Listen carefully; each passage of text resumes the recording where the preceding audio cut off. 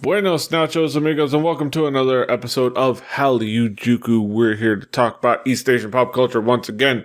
Have a little talkie, have a little powwow about the fun in the K-pop and the J-pop and whatnot. Mostly K-pop this week once again. Here with me, as always, is my right hand man to my left, Brandon Cooper, aka King Kaz. How you doing, Kaz? I'm doing. I haven't made it halfway through my drink yet, so ask me later. Mm-hmm. I understand. Arasa. We are here once again, and of course we start off every episode talking about what music has caught our attention, what we've been listening to this week.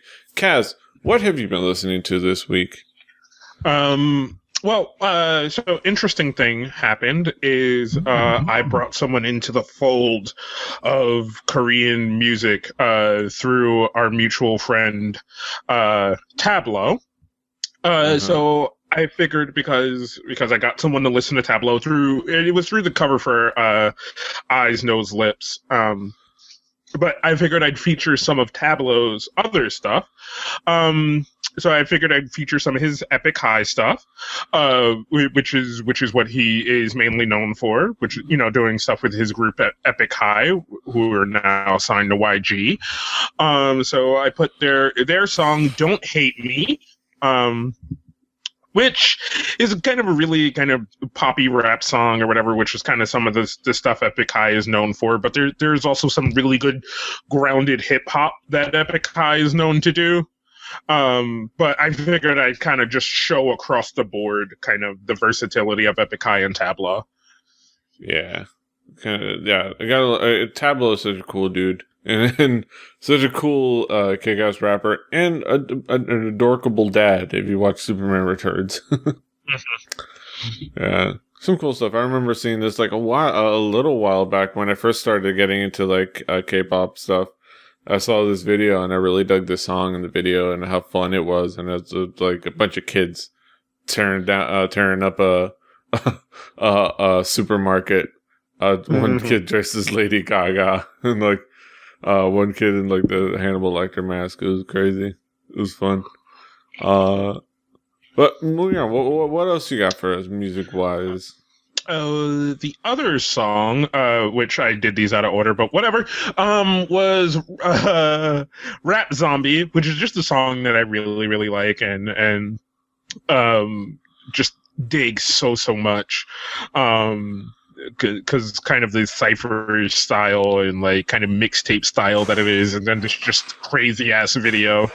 And as Petey said before we started the show, I probably did this song before, but it's just one of those songs that I like, and I wanted to revisit it, and that'll happen from time to time where like a song would just kind of prompt me to revisit it. So I figured I'd do that. Wild psychedelic hip hop fun video thing. I remember it well. A little bit of like kind of the ridiculousness and the kind of that in your faceness of it all. It was really cool stuff. Definitely. Yeah. I don't know. I just really liked it. I liked the song. I liked a lot of stuff about it. So I don't know. Something I wanted to revisit. And taking it back to Tableau, I guess. Back on track to what I wanted to do in the first place was feature more Tableau. So it's a single track from Tableau featuring Lee Sora called Home. It's not an official music video. I didn't look to see if there was one. I just kind of came across this one, and this was one that was given to me by the person that I got into Tableau, because they've been going through like a lot of his catalog of stuff. So, you know, it just happened to see fit that I really liked the song and thought it was good enough to mention. Because like I said, Tableau is a really, really, really good just music guy in general in the hip hop scene. So figured why not just feature a bunch of his stuff and let it be known. And I may do more Tableau stuff next week. I don't know. Yes, we'll see. Maybe we'll keep championing Tableau and Epic High. Maybe YG will let them out of the basement. Come on, right. YG, set them free. Set them free. We want Epic High. Yeah, so it's more music, fun music, right there. Gotta love Tableau.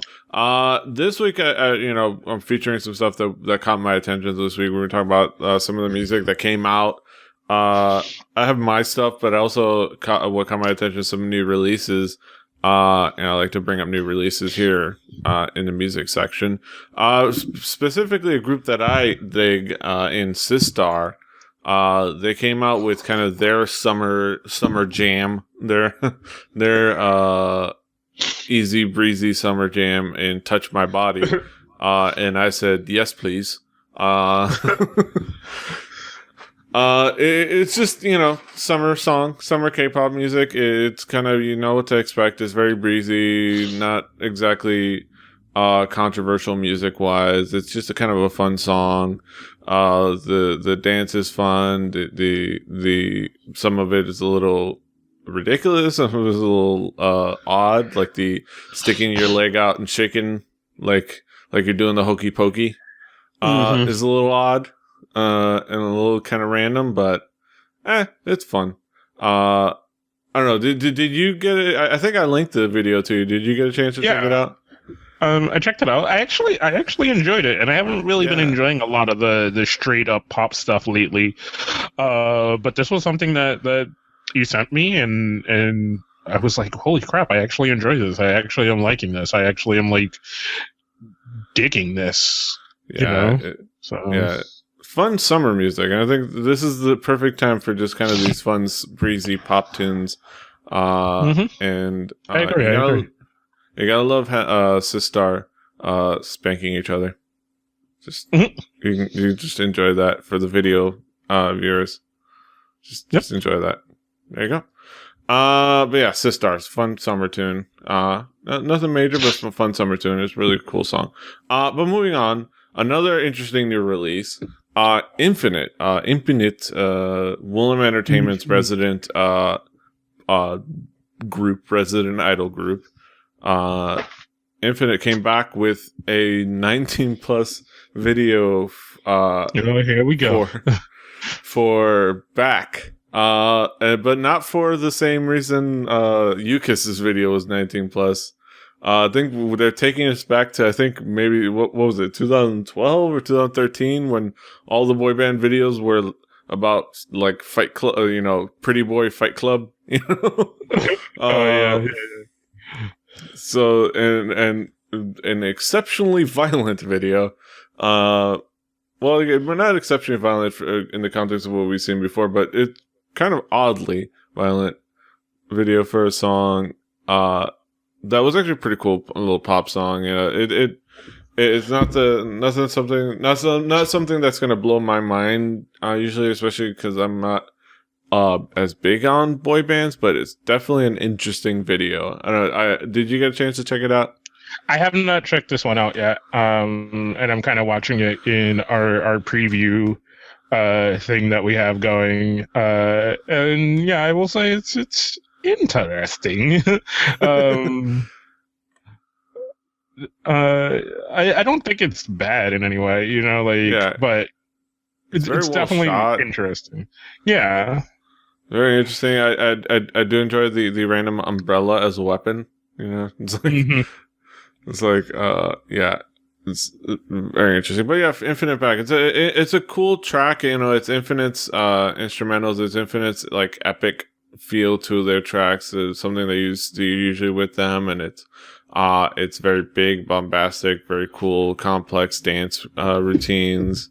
So they do it really well, and actually kind of dug the track. It's really cool song. But moving on to another couple of cool tracks. I did 4 this time just because I wanted to include one extra one for a particular reason. One thing that definitely caught my attention, I was revisiting a variety show called Ihyori X Ani, where it was kind of cool because it chronicled the time leading up to Spica's comeback for Tonight. And specifically, Ihyori guiding them and all the behind the scenes of her kind of teaching them and transforming them and kind of giving them their new direction. and kind of setting them up to kind of refocus themselves to finally kind of say, all right, you guys are this uber talented, girl. Spica is like the girl group of misfit toys, because like every one of them is from another label or from another group. I mean, one of them was supposed to be in 21 before she kind of was dropped off the group before they debuted. Mm-hmm. One of them was in Tiara just before they debuted. Kimboa, the one I'm going to talk about, has been the vocal guide for Rainbow, Secret, I believe Tiara as well, a bunch of different singles, and the vocal coach. So it was cool seeing the behind the scenes of like their song. And and the main thing I wanted to include a really cool cover that Kimbo of Spica did with Eric Nam of Say Something by A Great Big World featuring Christina Aguilera. And they did this really cool, like, intimate, video, very interesting visuals, and very well sung. And from, all the comments, even though they may be a little biased, they did an even better job of emoting the song than the original singers did. Of course, that's a little biased coming on the comments of this, but I think they did a fantastic job in this song. It's a really cool song, and I always dig everything Spica has been doing, and it was kind of cool watching them kind of grow up. Have you seen this cover before? No. Yeah, this is a cool song. I recommend checking out Ihori X Ani. It's a very interesting kind of look into their personalities and kind of their so it's just like a music show of like elite of Ihori kind of being the been there done that person and giving them kind of this yeah.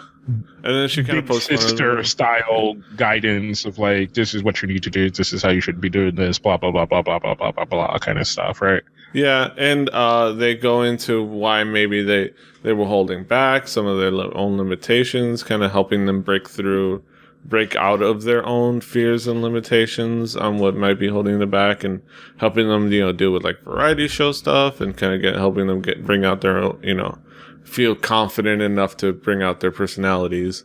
And it's really cool stuff. It's a really cool show. It's only like 6 episodes, so it's easy to kind of breeze through. But yeah, I recommend y'all check it out. Y'all know how to find it. Google. But yeah, my last song, I want to kind of just commemorate the fact that as we record right now, Crayon Pop should be in the middle of playing the Staples Center for their second to last show opening for Lady Gaga, and which is just cool. The fact that I've been diligently, like I said before, I've been diligently watching Crayon Pop fan cams, seeing that they're doing well. And from what I've seen, there's actually going to be quite a bit of a Crayon Pop fan contingent. So this time I'm really going to want to see the fan cams, because we're going to get some fan chants and we're going to get some actual pop jishis, and they look like they're like right up front stage. So give them a great final couple of concerts to to kind of give them a little taste of back home over here in the States, and show them how much they're really loved over here by quite a few people. Even though they've been loved by the people that haven't known who the hell they are, and be like, yeah, we dig it. But it's cool to kind of have the Crayon Pop fans there. But I wanted to include a cool song that they haven't been doing on this show, because it's not one of those songs that catches people's attentions that are uninitiated. But it's a nice little ballad that they did for their first solo concert. That was broadcast on NBC, called I'm Beautiful. And it's just a great little ballad. It shows off a little bit of Choa's chops. I think there are other opportunities where she does it better, but it's a nice little opportunity for her to show her chops. And there's part of me that wishes they would include this song so that, people can see that aspect of them. But I understand why that's not the case. But yeah, it's just a really cool little song, a little ballad. I'm excited. I'm proud of my Crayon Pop girls. Proud of my Crayon Pop girls. They kick butt. Yeah. I'm excited. Petey, proud papa. I'm a proud stage mom. Just kind of a proud papa she. But yeah, that's it for our little music segment. We're gonna get over to our headlines right now. So go ahead and join us over there. Catch you on the flip side. Catch you on the side where it flips.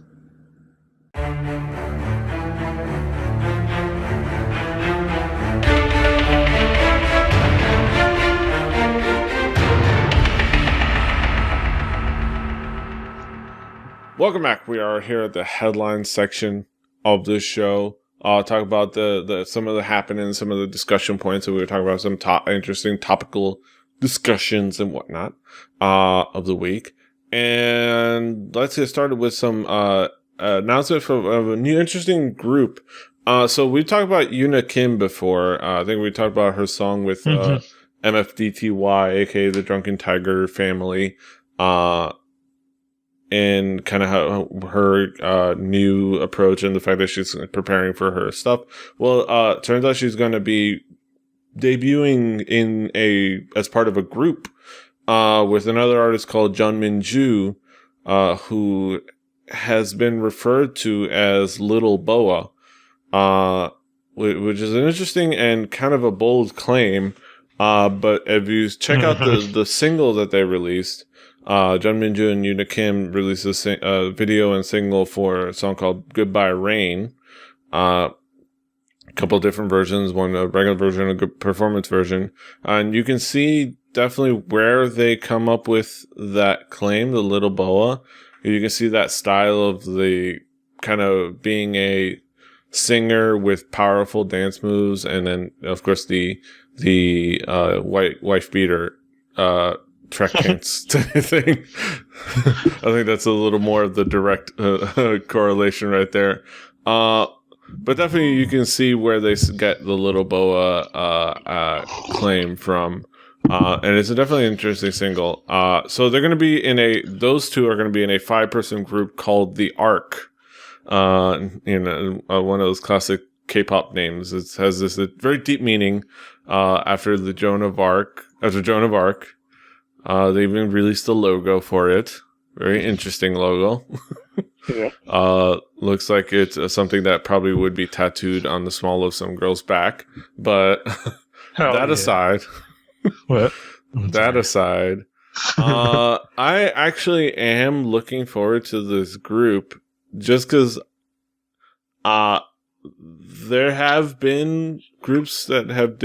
I want another girl group with swagger and power in kind of their music. We have 21, but there might be a little controversy. But aside from that, we have girls like GI who probably haven't had a lot of traction. Though one cat did a good job in what was it? D-Style Idol Dance Battle show. She got a commercial deal out of that. But I'm always looking forward to kind of a group that would have kind of a girl group that would have a power slant to them, a powerful kind of a oomph to them. I don't know, are you just coming off of like the little tidbits of information that we have? Are you looking forward to it, or do you have any opinions on this group and what might be?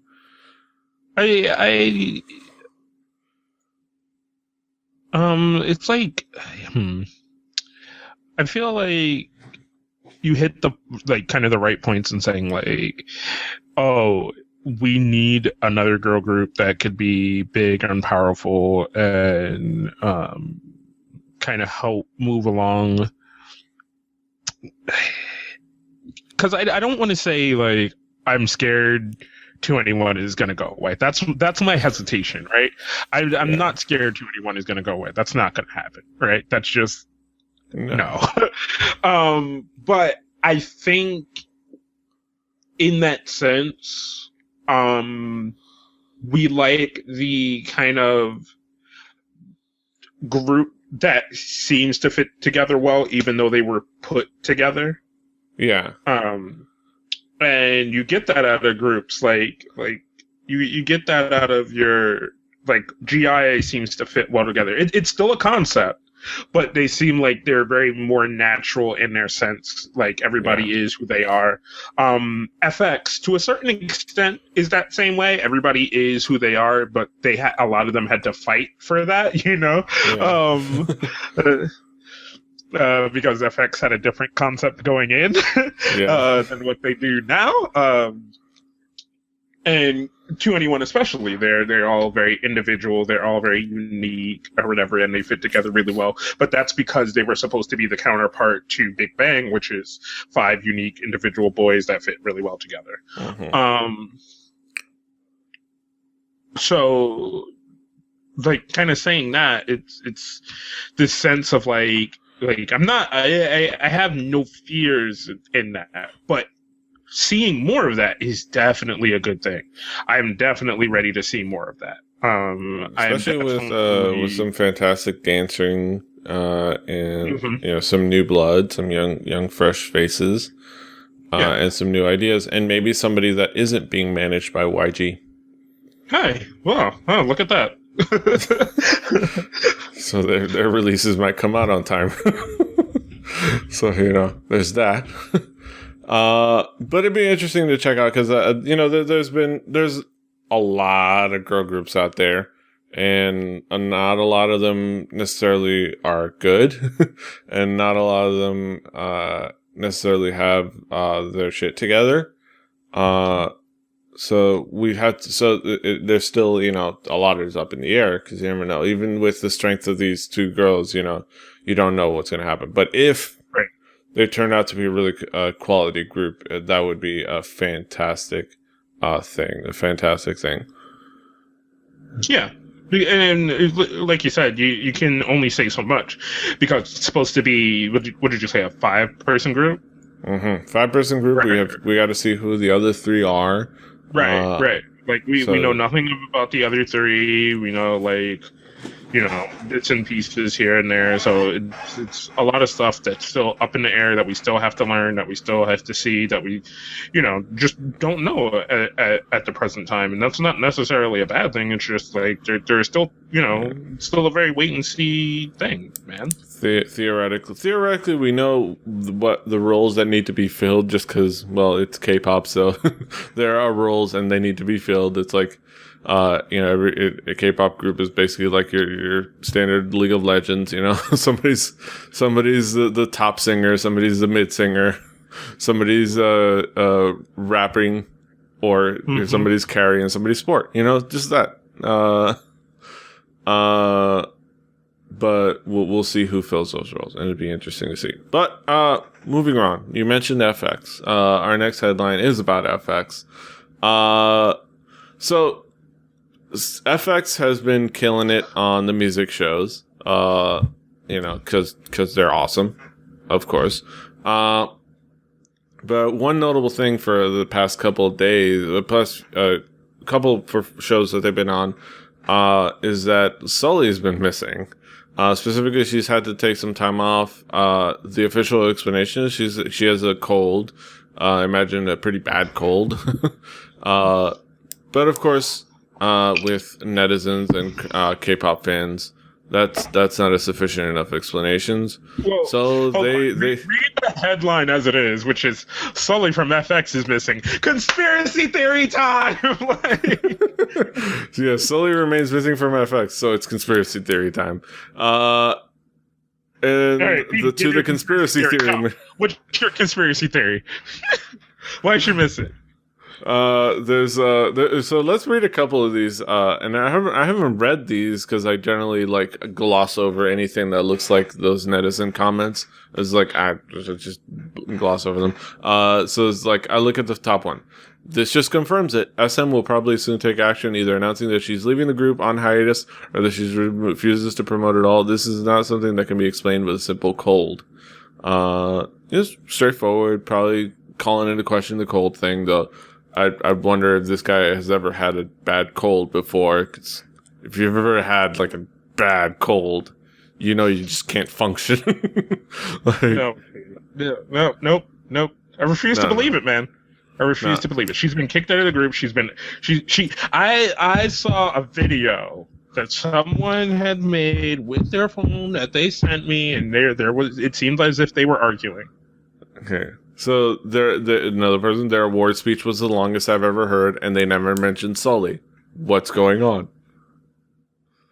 So apparently she's, of course, I mean, she's been excommunicated, obviously. Right. Mm-hmm. This performance was pre-recorded last week, so Sulli was not present at the live broadcast of the award acceptance at the end. I don't know what that means. Why is Sulli not mentioned in the awards page? Of course, because she was excommunicated. Sulli was not mentioned. Why did it feel like they were all cautious of one another while saying the award speech? You explain that. You explain. Why are they cautious of each other? What do they have to hide, Petey? What do they have to hide? Things are feeling pretty risky lately. I'd rather she not come back at all if she's going to do a slack on her dance moves to stare at the floor. Of course, people are throwing around that she might be pregnant, that Choizen might literally had gotten in them guts, She,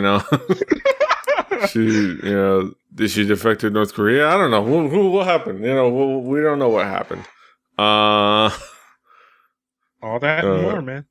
All that more as the K-pop world turns. Mm-hmm. Oh God damn it! Oh, that's just a beautiful thing. Sulli is a woman. Mm-hmm. That confirms it right there. Mm-hmm. It's amazing that she's showing so quick. I mean, but that just confirms it. I think I'm happy for Sulli. She's bringing new life into the world. I don't know. This is ridiculous. And dumb. And, of course, in the K-pop world, somebody can't just be sick. Cause, you have to perform until you collapse on stage, see Girls' Day. I don't know. Do you have any thoughts on this silliness? No, other than making it silly, and until anyone actually says anything, I kind of tend to agree with you that I don't care to speculate on a bunch of that kind of stuff. It's just no need, really. I don't. We don't know. Enough of that happens that I don't want to do it with K-pop. Exactly. Enough of that happens in the world that I don't really want to do it with K-pop as well. Exactly. It happens enough as is. Yeah. I don't need to add my 2 cents. Mm-hmm. But moving on to something else interesting. So, Orange Caramel is preparing to make a surprise comeback. I don't know. They kind of ruined the surprise. It's just what did you tell us? We could have been. I guess we'll have to pretend we were surprised when it happens. Whoa, we didn't know you were coming back. What? Oh my God! What? And Orange Caramel. The reason I included this because this is the group is making a comeback is usually not a big enough headline to really speak about. But the fact that this is technically supposed to be a subunit, but they're coming off of one promotion right into another. As the subunit, which is interesting because there have been comments and jokes on forums and things like that about how some might think that Orange Caramel kind of have outshined their original group After School. Orange Caramel slays and After School does okay. Mm-hmm. And do we remember the last single from After School other than maybe if you remember that they did the pole dancing off for it? Not really. But remember Orange Caramel, and we remember the fascinating song. So, I don't know. am I making too much of a point am I making too much of a point of pointing out the fact that the subunit is, bouncing from one promotion to the other rather than going back to the original group? Not really. I mean, it's an okay speculation to be like, wow, they're really standing out. They're really shining, over the overall group, which they are also still a part of, Yeah. But it is also one of those things where it's just like maybe in smaller sectors they stand out better and people care to pay attention to them more, or maybe it's just because those girls are promoted more, people care more about their individual efforts and then their group efforts, Mm-hmm. because it always seems like on variety shows the representatives are the girls of Orange Caramel, Yeah.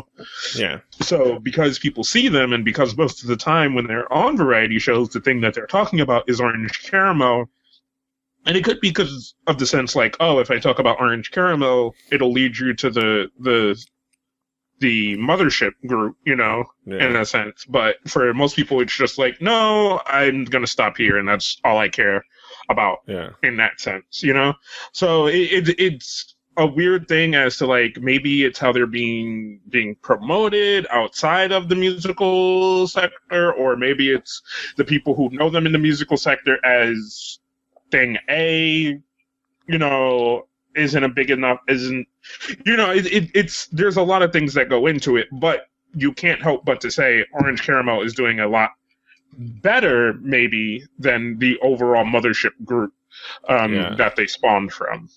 Yeah. And really interesting, especially considering that After School is a graduating group, like a group that graduates its members.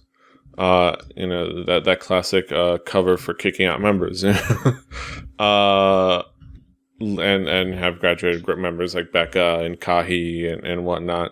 So it'd be interesting to see if this becomes their own baby metal, as well as anybody who's aware of baby metal's thing. They're technically were part of another group, but now just through major success and the fact that technically one of their oldest member can't be in the original group, it's just like, well, we're just going to be baby metal. I guess it would be too much of a leap to say that they're going to decide, oh, we're just going to be Orange Caramel, but it is interesting to note that this one little subunit is more popular. I think on some level is catching a lot more attention than the major group. Yeah, it's just something that I found interesting. Not much else to say. But moving on to something really cool. Well, not cool necessarily, but cool, interesting and cool in one certain way. A show that I keep wanting to watch, but I keep forgetting to check out on a regular basis. But it is definitely a show that does a really good job of getting people to open up. Definitely. Healing Camp had IU on, and she revealed that she suffered from bulimia at some point during her early career. And she talked very openly about the fact that she disliked her body, disliked herself. She overate and she binged and purged. And it's very interesting to note because we're talking about this in the prism of East Asian pop culture. We're talking about in the prism of K-pop in Korea, where I think we've discussed before where the when it comes to mental issues is there's still a lot of room to grow with how the public perception of mental issues is dealt with. Just like here, we have some room to grow, but I think it's interesting. It's very risky for her to say something like this, especially considering this could be seen as a flaw or weakness rather than something that would elicit sympathy, and would as be understood as kind of a thing, it's something like where we've had history where ladies' codes, Sojung, her anorexia was kind of, her issues with anorexia was kind of just swept under the rug and kind of made jokes about. But I don't. What do you have any thoughts on kind of this and kind of what it could mean for anything, and how important it is to like have somebody talking about this, especially over there? No. And I say no because with other things that we have seen of this kind of stuff, it usually just ends up turning out bad, you know? Yeah. Where somebody mentions these things, and these things were years ago in their past, and they've recovered and gotten help for it, and have seemed to be a lot better off.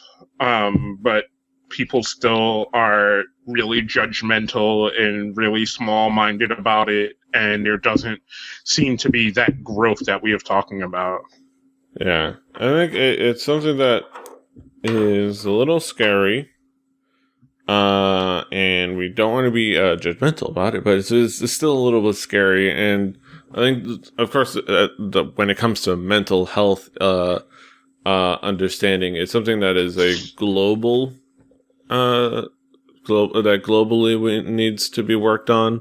It's not something exclusive to Korea, but it's definitely something that, in this context, it is something that needs to be addressed. I think this could be something, hopefully, but I think most of all, it's pretty brave of IU to just kind of go out there and say it, just speak on it, and just be straightforward about it. And I commend her for it. I think it's really cool. 'Cause IU is a really cool chick. It just in general, from everything I've seen, she seems really cool. So, go IU fighting. But moving on to, I think our last little bit of headline, something interesting. So we haven't talked about gaming in quite a bit of a while. We haven't talked about gaming. So KCon is just around the corner. Something that is happening on the other coast of us, all the way on the other side, closer to our buddy Curly, in LA. And they've been kind of bolstering a lot of their lineups. They recently added Eric Nam. He's going to make an appearance. They're going to have, of course, as everybody knows, they're going to have Sunya Shide. They're going to have a bunch of other groups. I believe Crayon Pop as well. Like a crap ton of other groups. You can see the lineup elsewhere. But another thing that's really interesting, they're going to host OGN's League of Legends Champions Festival, which is apparently going to be kind of a special greeting match where you're going to be able to like get autographs and meet them, and then play 5-on-5 friendly matches against League of Legends pro gamers. So I guess we could say this. We could rename it the special greeting feed. It's a very interesting little cool little event. I think League of Legends has kind of been growing quite a bit. We know people who play LoL a lot, even begrudgingly. I know a couple of people that play it begrudgingly because this is the MOBA that they have to play because their other friends are playing it. I'm looking at you, T2. I feel ya. But I know you've been playing quite a bit. What are your thoughts on seeing this aspect of it and kind of in general? I guess it would be more cool to me if they're gonna have a lot of the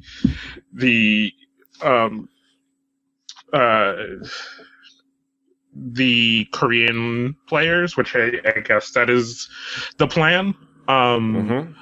I find that interesting. I also I don't know. I think it could just be. I think it could be something that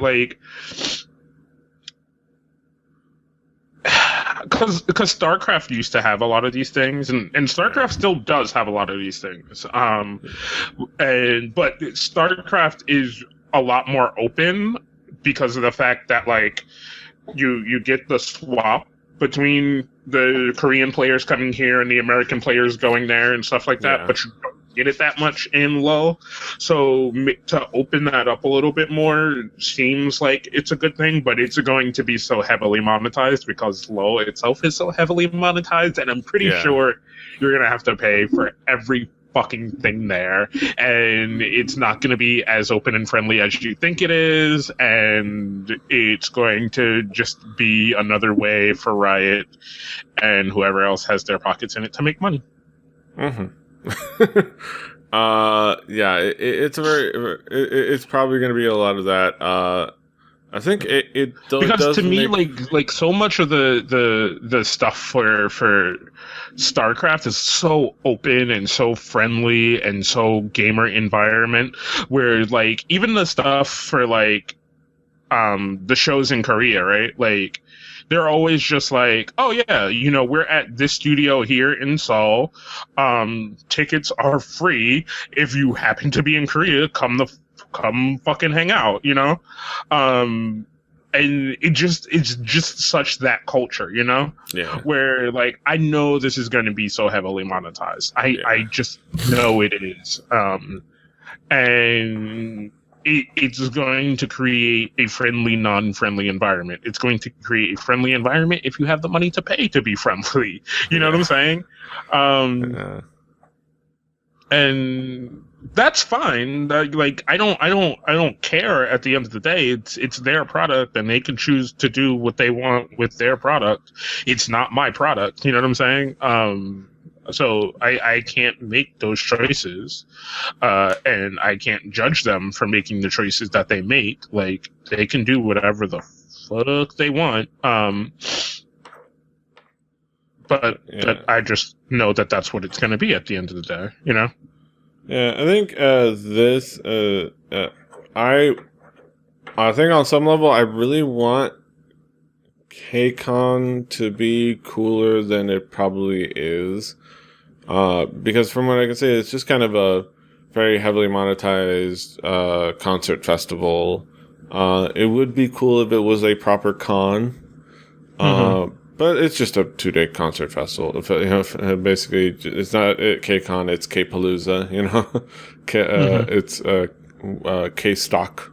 I think if they just called it K-Stock, maybe. But you know, if it was closer on the East Coast, it might be something tempting to visit, but and maybe less pricey. But yeah, it's definitely you realize you realize that a culture based on the popular music of another country is not necessarily going to garner the feel around it that something like nerdy pop culture does. And this is kind of a little bit of an awakening of that. But hopefully good things come from KCon, and not dumb things. Yep. But we're going to get some fun concerts. We'll probably get a bunch of fun concert footage from Mnet and whatnot. And that's the main thing that's going to be cool from there. But that's it for our headlines. We're going to talk, we're going to talk a little bit quickly about my experiences with the first couple episodes of Air City, in anticipation for a full review in the future. But we're going to get over to that on the flip side. So join us, won't you?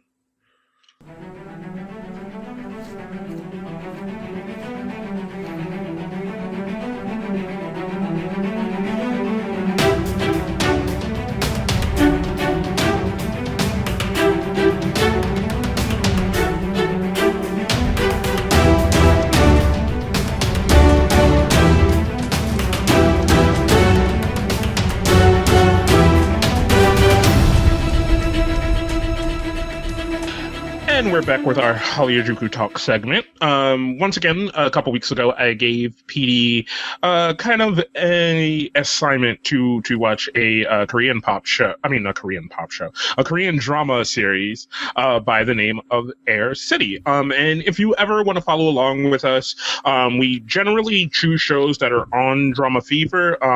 Sometimes they'll be on Crunchyroll. We'll let you know where you can usually watch them.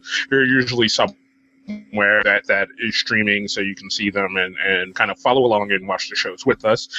Petey made it through a few of the first few episodes, but I'm going to give like kind of a quick rundown of what this show is all about.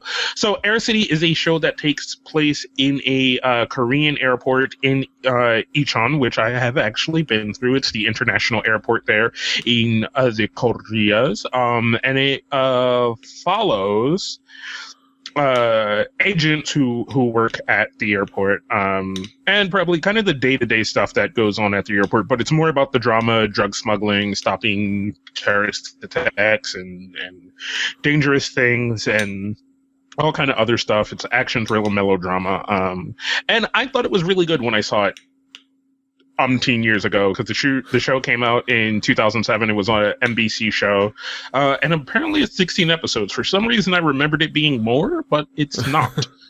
No. So, Petey, why don't you kind of go through your experience of the first few episodes of this and let us know if you're excited for more. So yeah, first impressions on the first couple of episodes, as you can kind of, I think it's a little obvious, it's two. Just finished the second episode. It's very interesting, kind of following through on these like characters.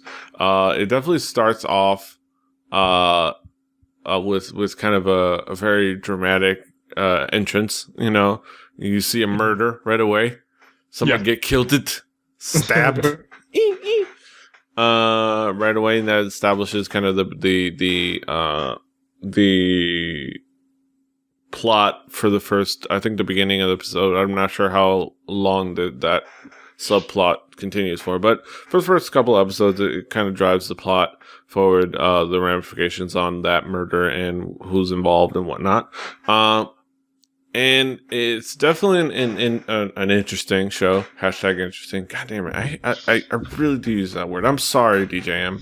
I'm sorry. I know you're trying. I think I need to get back to doing the fanny pack so that DJM can continue to beat that word out of me. Because, God damn it. But it's definitely a fascinating show, in the first episodes.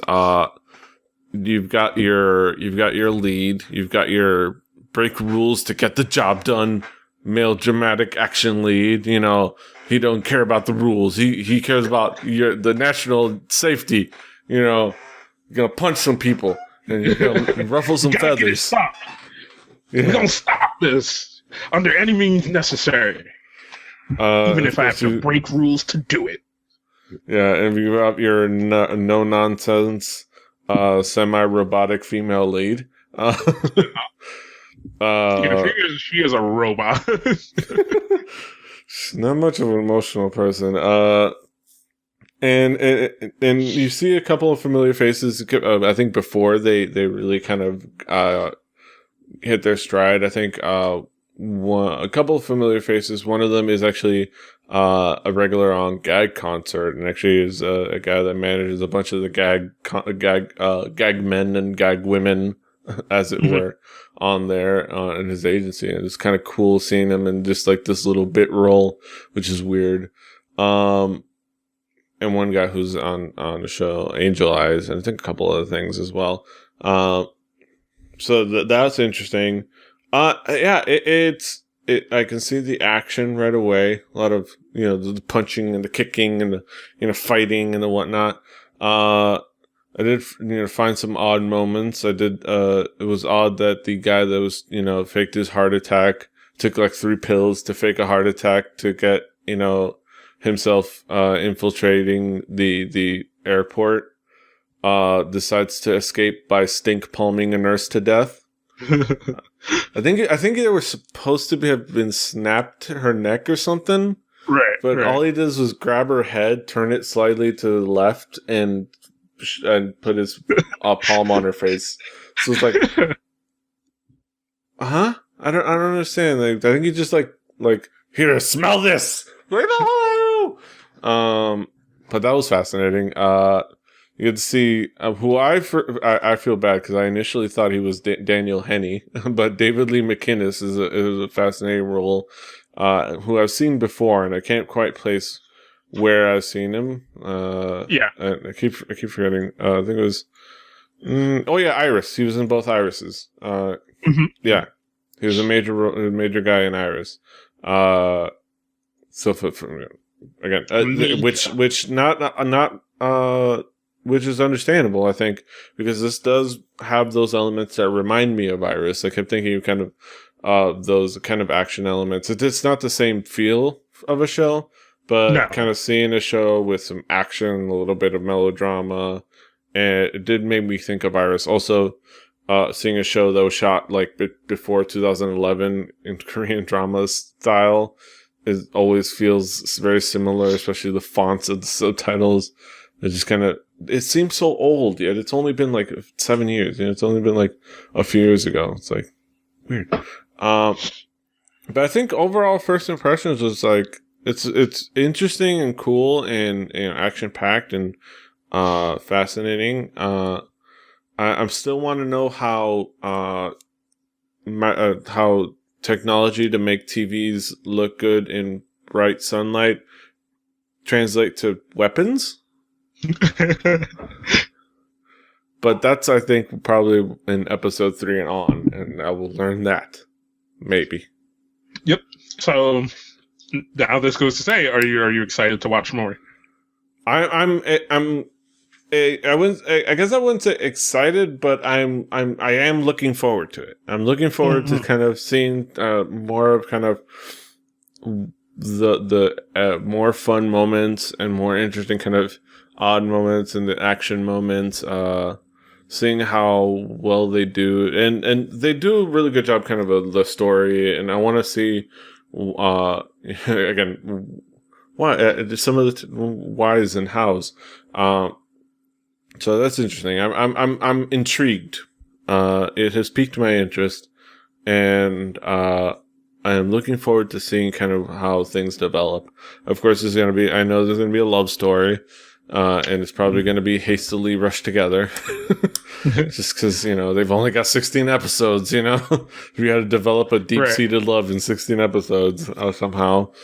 This ain't Castle where they got 4 seasons of will they or won't they to tease you with. They've got to get it done now. But yeah, it'll be a fascinating thing to look forward to. But yeah, I think do we have any more questions about? Yeah. I don't know. Like I kind of initially liked the show, but like I said, it's one of those shows that I kind of watched in the early stages of me getting into Korean dramas and Korean TV and then all that kind of stuff. So I don't know if how I feel about it is exactly how I would feel once I kind of rushed through the show. Again, but also it was a show, made in 2007. So yeah, we'll see how that kind of holds up overall once we both kind of get towards the end of it. But overall, I think it's a good show, and I think you'll like it, and I think I'll get on my second viewing of it. Yeah, it has its peculiarities, and it has its. I think there are a couple flaws here and there. I think once again the old trope of anybody in authority is immediately mentally challenged, just because it's like how that guy he stink palmed a nurse to death. He pretended to be an airport employee. He snuck onto the tarmac and had to be chased down in a car. But you're going to believe him when he say he's just an innocent Chinese tourist that was confused when he woke up in a hospital. Yeah. Wouldn't you? Isn't that how it works? But No? you know, it's the plot holes aside, it's definitely going to be. I'm definitely looking forward to, at the very least, going to give fun moments, which is always, I think, that if nothing else, you can get from a drama, you know, a K-drama, is at least fun moments, regardless of the quality of the show. I think that's what I'm going to look forward to. But yeah, you can watch the show on Drama Fever and Crunchyroll. So follow along. We're gonna we get through the show together to the end, we'll talk about it fully. You know, kind of give a good summation, and then we'll get to we'll follow that up and choose our next show. I'll probably I still got to figure out what catches my interest because it'll be my turn, but we'll talk about that when that comes around. But yeah, that's the end of another fine episode of Hallyujuku. Kaz, what have you got going on in your neck of the woods? The other day, I actually streamed something. I didn't get to talk while I was streaming, which was unfortunate because I didn't understand how all that worked doing it from the PlayStation 4.